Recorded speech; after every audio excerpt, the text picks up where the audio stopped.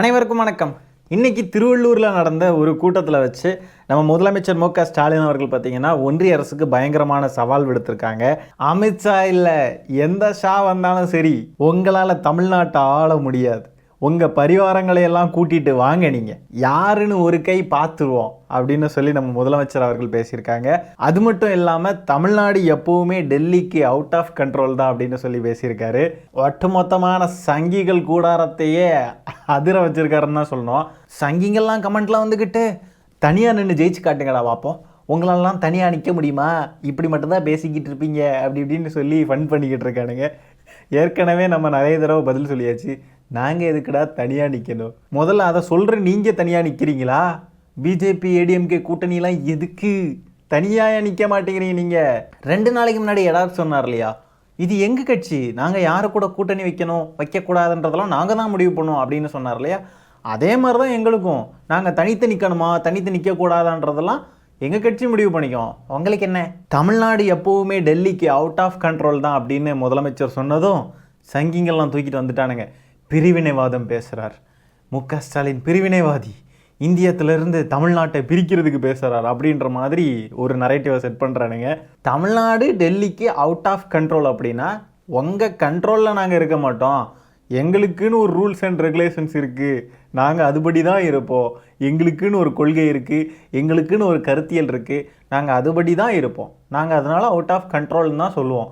இது எப்படி பிரிவினைவாதம் ஆகும்? பிரிவினைவாதம் பற்றி பேசுகிற ஆட்களை பார்த்தீங்களாங்க, ஐயோ சிறுபான்மையின மக்களையெல்லாம் ஐயோ கண்ணிலே காண விடாமல் இருக்கிறவங்கெல்லாம் பிரிவினைவாதம் பேசுகிறாங்க. இந்த நாட்டோட ஒற்றுமைக்கு எதிராக பேசுகிறார் மு.க.ஸ்டாலின் அப்படின்லாம் சொல்கிறாங்க. ஐயோ இவ்வளோ பெரிய வார்த்தைகள்லாம் இவங்க வாயிலிருந்து வருது பாருங்களேன் மக்களே. நாட்டோட ஒற்றுமை பற்றிலாம் பேசுகிறாங்க. வக்ஃபு வாரிய சட்ட திருத்தம் சமீபத்தில் வந்தது, மும்மொழி கொள்கையை ஏற்றுக்கிட்டாதான் காசு தருவோன்னு சொல்லி நம்மளை மிரட்டினது, இந்திய திணிக்கிறது, நீட் தேர்வை அவங்களோட அரசியல் காரணங்களுக்காக நீக்க முடியாதுன்னு சொல்லி நம்மளை பழி வாங்குறது, இந்த திருப்பரங்குன்றம் மலை விவகாரத்தில் ஒரு கலவரத்தை உண்டாக்க பார்த்தது, இப்படி எல்லா விதத்துலேயுமே பிரிவினைவாதம் பண்ணிக்கிட்டு இருக்கிற இவங்க தான் பிரிவினைவாதத்தை பற்றி பேசுகிறாங்க. அவுட் ஆஃப் கண்ட்ரோல்னு சொன்னது பிரிவினைவாதமா? பார்த்துக்கோங்க மக்களே, கொடுமை. அது மட்டும் இல்லாமல் நம்ம முதலமைச்சர் என்ன சொல்லியிருக்காருன்னு பார்த்தீங்கன்னா, நான் அழுது புலம்புறனும் இல்லை, யாரு காலில் விழுபவனும் இல்லை அப்படின்னு சொல்லியிருக்காரு.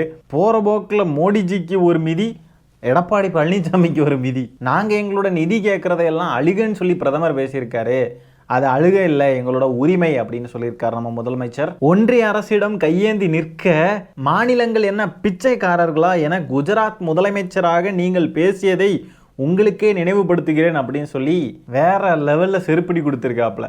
மீன்வைல் எடாப்ஸ், நான் பாட்டுக்கும் செவனேன்னு இருந்தேன், என்னை எதுக்கு போட்டு மிதிக்கிறார் இந்த ஆளு, யாரு காலிலும் விழுபவன் அல்லன்னு சொல்லி என்னையே போகிற போக்கில் மிதிச்சுட்டு போயிட்டாரே அழுது ஒப்பாரி வச்சுக்கிட்டு இருப்பாப்புல. செருப்படி என்பது யாதனில் இதுதான். இந்த மாதிரிப்பட்ட பதிலடிகள்லாம் கொடுக்க தயாராக இருக்காரா நம்ம விஜய் அவர்கள்? அமித்ஷான்ற பேரை சொல்கிறதுக்கே பயமாக இருக்குது, இதில் எங்கேருந்து இந்த மாதிரிலாம் பேச முடியும்? அது மட்டும் இல்லாமல் உங்கள் உருட்டல் மிரட்டலுக்கெல்லாம் அடி பண்ணிடுற அடிமைகள் நாங்கள் இல்லை அப்படின்னு சொல்லி முதலமைச்சர் இன்றைக்கி சிறப்பான சம்பவம் பண்ணியிருக்கு. எடாப்ஸ் ப்ரோ, இந்த மாதிரிலாம் நீங்கள் பேசியிருப்பீங்க, இல்லைனா பேசுவீங்க இந்த ஜென்மத்தில், வாய்ப்பே இல்லைல்ல, ஒருவேளை அடுத்த ஜென்மத்தில் ரொம்ப ரொம்ப கஷ்டம் இல்லை? அப்புறம் எப்படி உங்களை புரட்சி தமிழர்லாம் கூப்பிடுறாங்க? என்னமோ போங்க, புரட்சி தமிழர் எடப்ஸ். நம்ம முதலமைச்சர் இப்படி தரமான பதிலடிகள்லாம் கொடுத்துக்கிட்டு இருக்க, ஓம் தமிழர் கட்சியுடைய ஒருங்கிணைப்பாளர் சைமன் செபாஸ்டியன் அவர்கள் பார்த்தீங்கன்னா, சட்டமன்ற தேர்தலில் வெல்பவர்களை பல்லக்கில் ஏற்றி மாலை போட்டு அழைத்து வருவேன், தோற்பவர்களை பாடையில் ஏற்றி மாலை போட்டு அனுப்பி வைப்பேன். அடடே ஆச்சரியக்குறி. எப்படி இருந்தாலும் மாலை கன்ஃபார்ம், ரொம்ப கான்ஃபிடென்ட்டாக இருக்காப்லையா. தோற்றுவிட்டால் சிறிது பால்டாயலை கொடுத்து விட்டு நீங்களே பாடையில் படுத்து விடுங்கள் அப்படின்னு சொல்லி நாம் தமிழர் கட்சியுடைய ஆலோசனை கூட்டத்தில் சைமன் செபாஸ்டியன் பரபரப்பாக பேசியிருக்காப்புல. அது எப்படி ரொம்ப கான்ஃபிடென்ட்டாக பேசுகிறாப்புல, எப்படியும் மாலை தான், எத்தனை மாலை இது வரைக்கும் வாங்கியிருக்காப்புல, இது வரைக்கும் ஒரு தடவை கூட ஜெயிச்சது கிடையாது. ரொம்ப கான்ஃபிடென்ஸுங்கானா இந்த ஆளுக்கு. இது ஒன்றும் இல்லை, இன்னொரு வெர்ஷன் ஆஃப் வென்றால் மகிழ்ச்சி தோற்றால் பயிற்சி, அவ்வளோதான். பைத்தியம் முத்திருச்சுங்க. பார்த்தீங்களா, ஒரு கட்சி தலைவர் மாதிரியா பேசுகிறாப்புல, ஜெயிச்சா மாலை இல்லைனா பாட. அப்போ ஜெயிக்காதவங்களையெல்லாம் சாவ சொல்கிறாரா? அப்படின்னா இதுவும் ஒரு வகையில் இனப்படுகொலை தானே. இதெல்லாம் இந்த சர்ச்சை பேச்சு அப்படின்னு சொல்லி நிறைய பேர் தூக்கிட்டு வருவாங்கல்ல, அந்த லிஸ்ட்டில் வராது போல். இதுவே திமுக காரங்க யாராவது பேசிட்டா அவ்வளவுதான், ஐயோ அப்படியே காலில் சுடு தண்ணியை கொதிக்க கொதிக்க ஊத்திக்கிட்டு குதிப்பாங்க வானத்துக்கு பூமிக்கும். ஏதோ பல எலெக்ஷனை சந்திச்சு பல வெற்றிகளை சந்திச்ச மாதிரி பேசிக்கிட்டு இருக்கான். ஜெயிச்சா கண்டிப்பா மாலையாம். மாலை தான் கண்டிப்பா, ஆனா அது ஜெயிச்செல்லாம் கிடையாது. தோத்தா பாடையில் போடுவாங்கல்ல, அப்பவும் மாலை போடுவாங்க, அந்த மாலை. இந்த வழக்கமாக ஒரு பழைய டைலாக் உண்டு தெரியுமா, நான் கருவில் இருக்கிறப்போவே என் எதிரியை தீர்மானிச்சிட்டேன் அப்படின்ற டைலாகு. ஐயோ அருக பழசுங்க அதெல்லாம். அந்த டைலாகு இன்றைக்கி மறுபடியும் விட்டுருக்காங்க. கருவில் இருக்கிறப்போ எப்படிங்க எதிரியை தீர்மானிக்க முடியும்? ஐயோ முடியலைங்க இவனுங்க கூட. சினிமா படம் எடுக்கிறவங்களாம் கட்சி ஆரம்பித்தா இப்படி தான், எங்கே போனாலும் டைலாக் பேச வேண்டியது. புயல் காத்துன்னு ஒருத்தன் பேசுகிறான், இன்னொருத்தன் என்னடான்னு பார்த்தா கருவில் இருக்கிறப்பவே எதிரியை தீர்மானிச்சானா.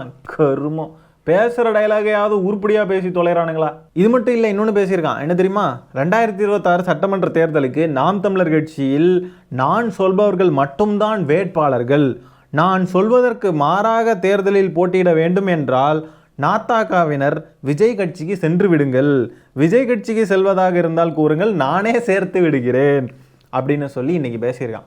அப்படின்னா ஒரு விஷயத்தை நம்ம தெளிவாக புரிஞ்சுக்கலாம். தாவேக்காவுக்கு காம்படிட்டர் நாம் தமிழர் கட்சி தான். நீங்கள் திமுக கிட்டலாம் ஏன் வரீங்க?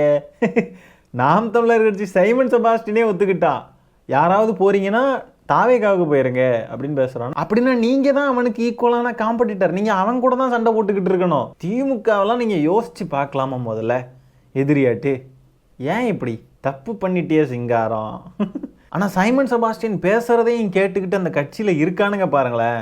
நான் சொல்றவன் தான் நிக்கணும், எவனாவது போட்டி போடுறேன் உன் இஷ்டத்துக்கு நீ இருப்பேன்னு சொன்னா அப்படியே விஜய் கட்சிக்கு ஓடிடு அப்படின்னு சொல்லி மிரட்டுறான். அப்படின்னா சுயமரியாதை இருக்கிறவன் எவனாவது அந்த கட்சியில பயணிக்க விரும்புவானா சொல்லுங்களேன்?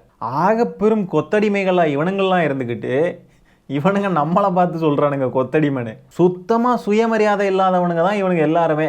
எந்த கட்சியுடைய தலைவனாவது இல்ல தலைமை பொறுப்புல இருக்கிறவங்க யாராவது இப்படி பேசுவாங்களா? நான் சொல்றதை நீ கேட்கணும், இல்லைன்னா நீ கிளம்பிடு. அதுவும் இப்ப ஆரம்பிச்ச ஒரு கட்சியை ஒரு பொருட்டா எடுத்து பேசுறதுக்கு பார்ப்பாங்களா யாராவது?